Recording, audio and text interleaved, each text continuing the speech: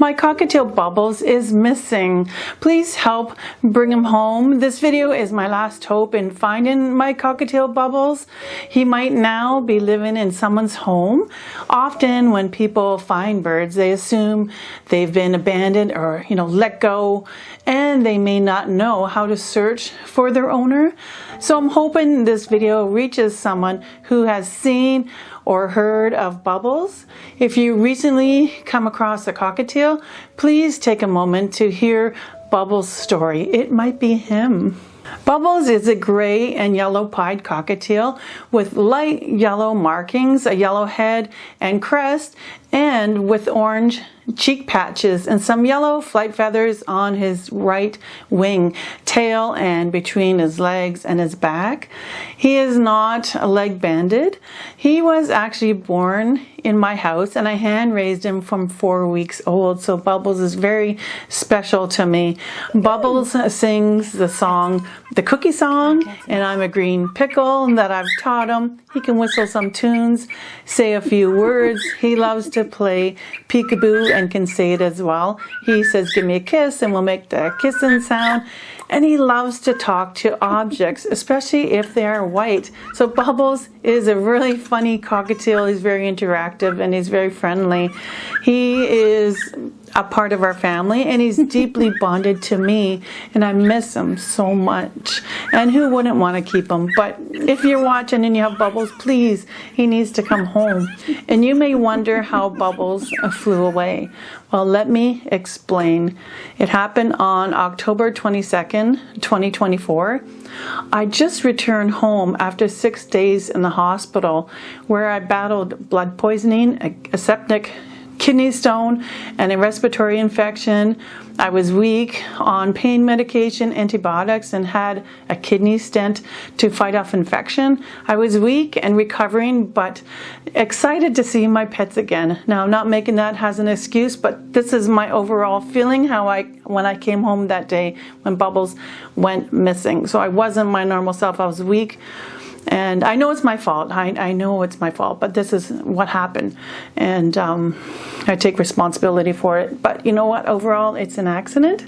So what happened is when I entered my bird room, I greeted all my animals. My dogs were ballistic over me. My rabbits were happy to see me. Even my fish, but they were just hungry. So I went to see my birds. And some of my birds are more bonded to me than others. Some of my birds just prefer to be with the other birds, but they like me, but they're not overly excited.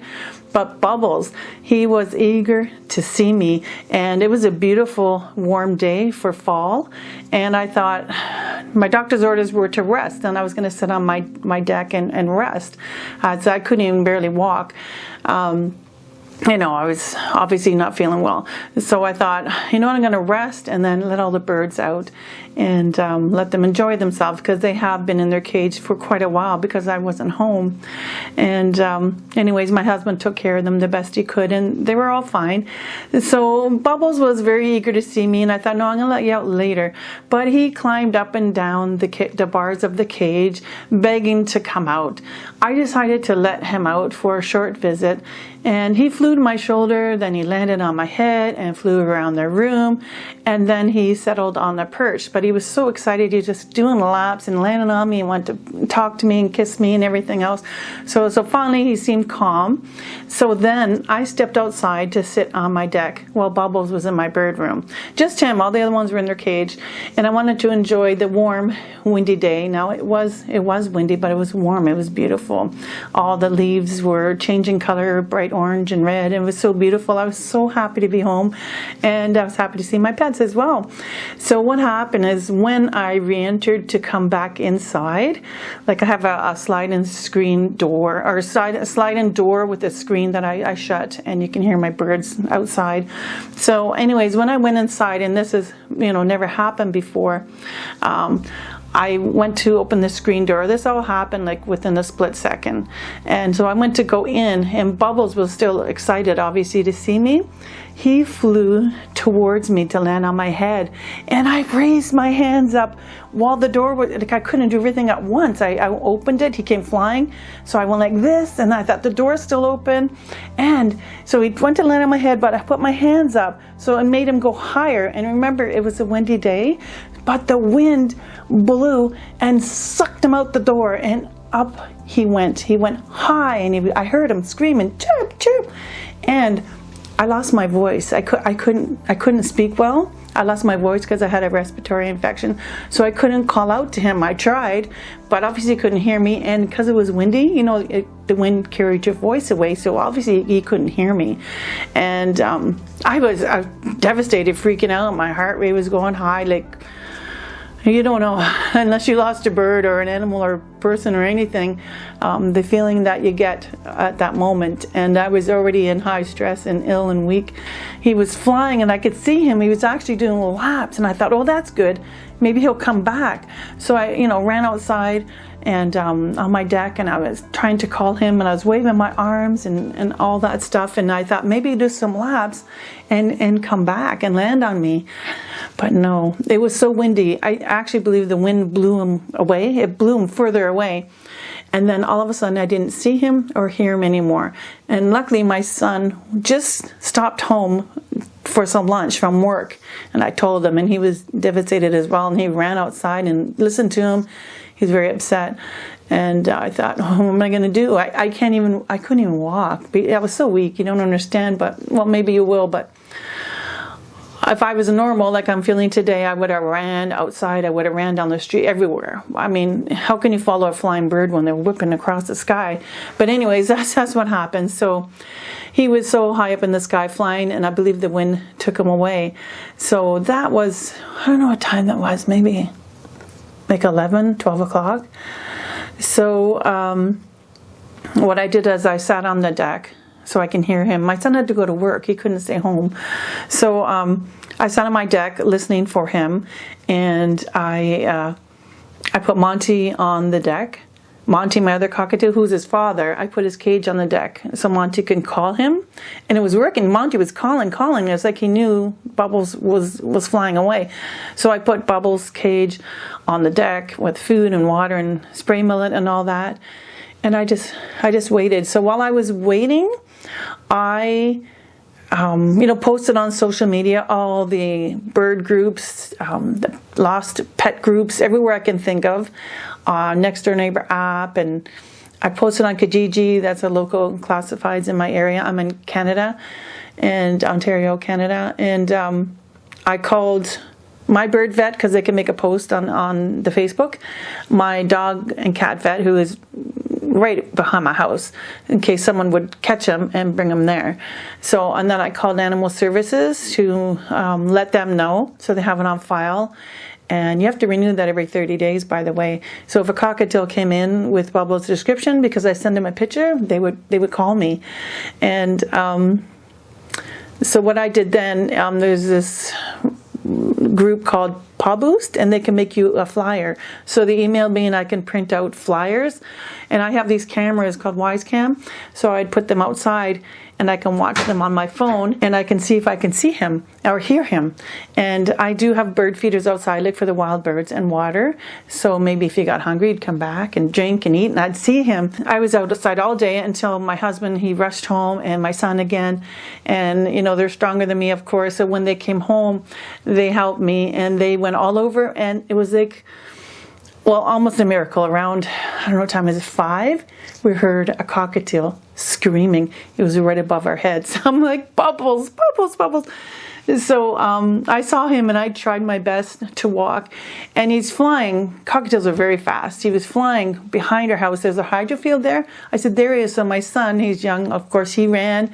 And then, but Bubbles, we saw him. He kept flying in massive circles in the area, and we couldn't just keep running in circles. So then he flew to a school. I live right close to a school. It's not far. I can see it out my door, basically. So what happened is, because it's fall and cold and like winter, basically, it gets dark early. So just as it's getting dark, when it's dim, birds don't really like to fly in the dark. So I thought Bubbles might sit in a tree where I can see him and go get him. But what happened is my husband saw him by the schoolyard. He was doing laps. I'm like, okay. So I hobbled over there. I had a cage, millet. Everybody had millet sticks in their hands. He went to the schoolyard. And he was just screaming in the air, chirp, chirp, chirp. And I saw him. I'm like, Bubbles, with my voice, Bubbles. They're calling, but it was still windy at that time. So anyways, what had happened is I got very weak and sick. I was actually anemic as well. So I had no energy. I couldn't even walk like 10 feet with having to sit down. So I thought I can't do it, but I really wanted to. So my husband and son were out there, and I sat on a rock, and I said, I'm just going to sit in the middle of the schoolyard. What happened is he flew onto the school roof. It looked like he flew onto the roof of the school.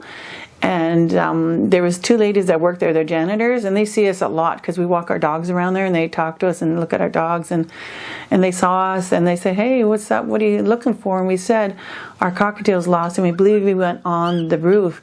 So they were kind enough to crawl up to the roof and go see, because we weren't allowed to. We couldn't, there's no ladder or nothing, but they did it from inside the school. But the school has many, many levels of roof. Like, say there's one roof here, then there'll be another one up here and then down here. Like, it's so many roofs, you can't just walk flat. So they tried their best. I mean, they're not used to crawling on those roofs, but they tried their best to go up top and scour the area. And but they didn't really see them, but they couldn't go on all the levels. So anyways, we thanked them very much, and what we did is we gave them our phone number and a piece of spray millet, of course, and we told him his name is Bubbles, and maybe he'll come if you call him. He's a little bit shy of strangers, but if he's hungry, he might come to the millet. Just call him and hold the millet. I show him what to do. And so it got dark, and I thought, okay, that's the end of that. So around 9 o'clock at night, it was pitch dark, but the school is all lit up. All the lights are on the school and the courtyard and all that. 9 o'clock, I got a call from the school. They said Bubbles has landed in the courtyard. I was like, what?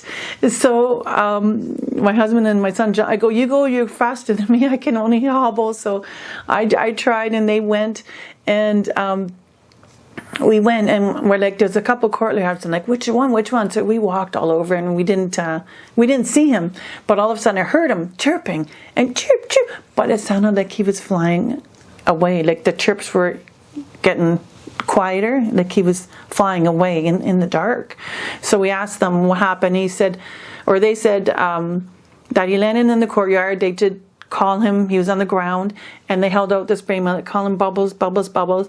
But they got close, and because, like I said, he's a little bit nervous of strangers, he took off, and they believed he went on the roof. But when we got there, it was just very close, I heard him flying, like, when they chirp and fly. And anyways, that was the last that I seen him or heard of Bubbles, and which makes me very sad. I couldn't sleep at all. When I slept, I would wake up every few hours. I would actually run outside, and the nighttime, that same night, it was the wind stopped. It was silent. So I thought, what are the chances? Because he's so scared, he has never been out there, obviously. And I thought maybe he'll be chirping. And so I would go outside in the middle of the night, 3 o'clock, 4 o'clock, 5 o'clock, and just listen. And then even, I think it was like 4 in the morning, I tried to walk there just to the corner to see if I can, hear him or see him. It was just silent. There was not even no sounds of cars or anything. I'm like, am I dreaming? I don't know if I'm dreaming. So anyways, as the days go by, we put up about 150 flyers on all these telephone poles. I went to the pet stores, gave them my flyer. The vets got my flyer. Like, wherever I can think, I put flyers up all over. I mean, all over my surrounding areas, even like further away and all that. Like, how far do I go? I don't know. But usually, they stay in the same area. But so what happened is I did get some pranks. I got some pranks, pretty sad ones too. One guy even told me he ate my bird. He cooked him up and ate him. How pathetic is that? I was bawling my eyeballs out. Anyway, my brother fixed up that guy. He threatened him with some, maybe I shouldn't have said it on YouTube. Anyway, he helped me out there, and so did some other family members, and that guy was scared. And another guy too, he told me he had my bird, and he hung up on me. He phoned me, I have your bird. I'm like, what? Why would you hang up? Tried calling, didn't answer. I texted him, hey, you got my bird, blah, blah, blah. Long story anyways.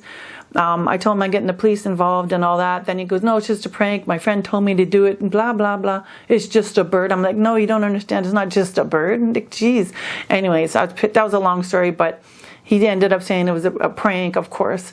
He didn't have my bird. And someone else called me, said he was on the roof of their house, and the name of the street wasn't far away, but all of a sudden I deleted their post, and I couldn't find this person. I saw their name, but I can't find them. I don't know if it was true or the bird was there. Did they keep them? And my sister, she doesn't live far from me. She's driving to work, and she says, there's a cockatiel. She saw a cockatiel on the wire early in the morning. It was 7 in the morning. And I thought, oh, I got to work at 9. So what I did is I went quickly for a ride. I didn't see any birds. And then after I finished work, I drove around the whole area. I've been doing that for a long time, in the whole area, looking in the trees, looking on the hard wires. What I do is I follow the birds, the wild birds. Sometimes they hang out with the wild pigeons. We got flocks of pigeons. We got flocks of sparrows and birds in general. Whenever I heard any birds chirping, and starlings, we have tons of groups of starlings, I would watch and look and drive over to them.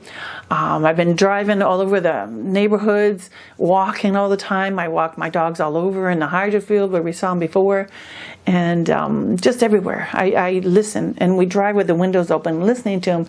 And I have a Bluetooth speaker that I play cockatiels that are singing and calling out, because now it's too cold to put Monty outside to make the calls.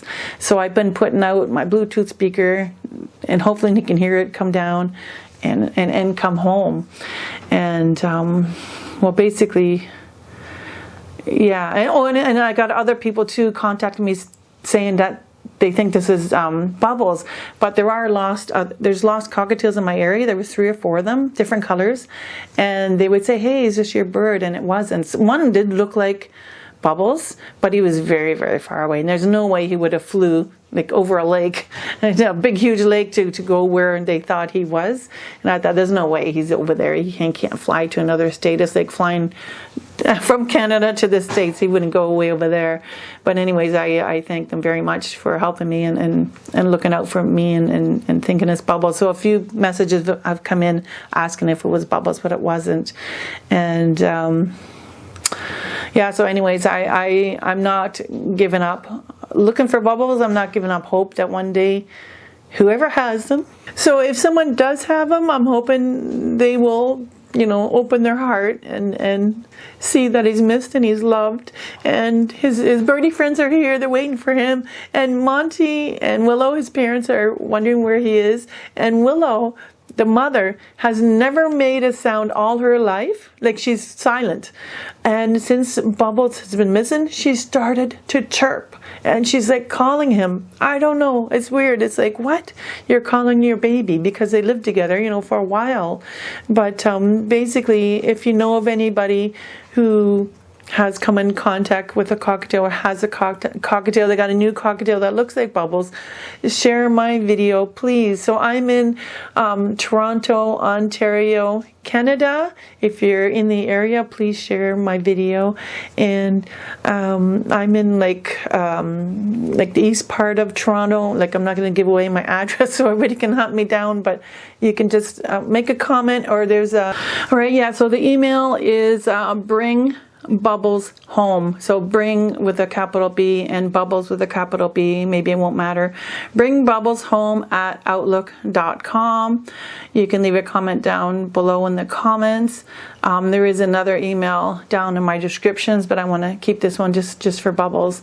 And yeah, it's just people are mean and they leave nasty comments. Now, I've never thought this would happen to me, to lose a bird. I feel guilty and sad and mad and all the feelings that you get when something like this happens. And I'll just never forget that day. And I miss Bubbles very much. So please share this, and thank you. Bye. His body more like his father, Monty. He looks like Monty on this side because he's all kind of gray. But he does have the pied markings on the throat there, on the belly. Oh! And on the other side, which I don't know if he's going to show his other side. You can see his wing there. He's got a couple of yellow flight feathers. And here he goes. Good boy. Yes. Okay, here, let's cover your head. And a yellow tail feather. I think there's 2 yellow tail feathers. I think there's about 3 yellow flight feathers.